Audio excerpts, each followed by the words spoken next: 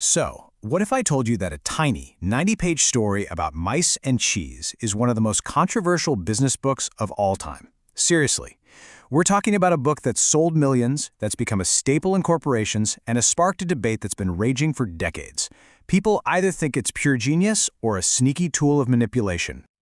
You know that feeling, right? That feeling that the goalposts, the rewards, the very ground you're standing on just keeps shifting? The book taps right into that feeling.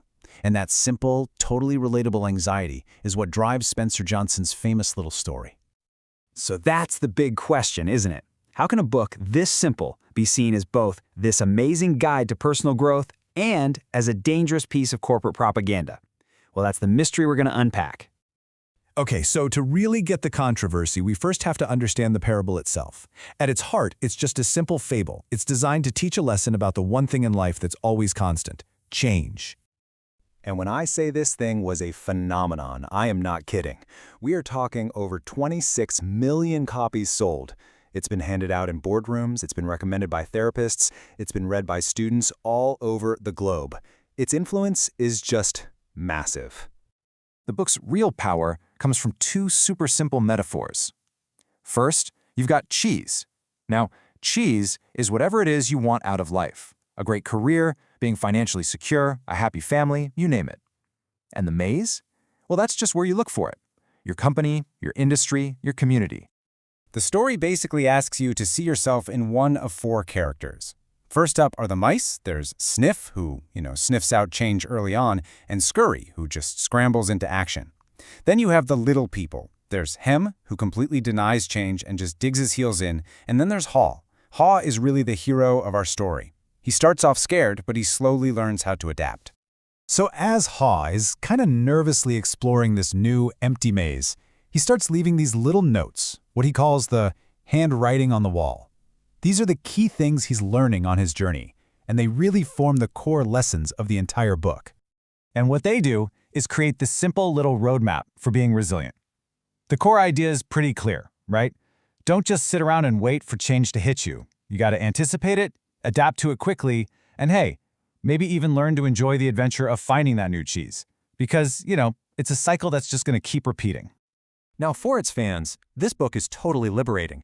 They see it as this powerful call to have a growth mindset, to move forward bravely and to let go of whatever's holding you back. And for millions and millions of readers, that message is deeply empowering. But, okay, here's where our story takes a very sharp turn. Because for every single person who felt empowered by this book, it feels like there's someone else who felt, well, completely manipulated. And that brings us right back to our big question.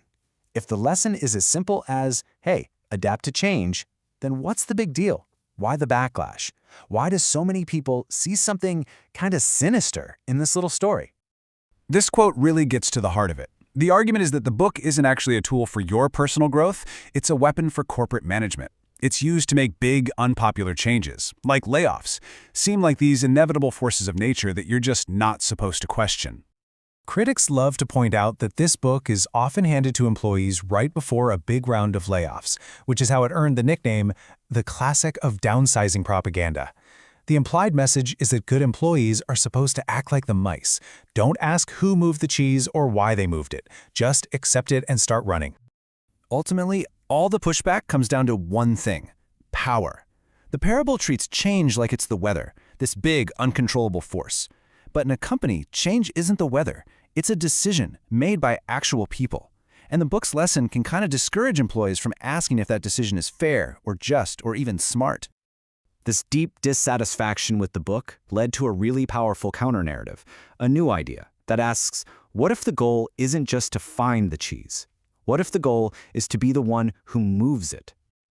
And this brings us to Harvard Business School professor Deepak Malhotra.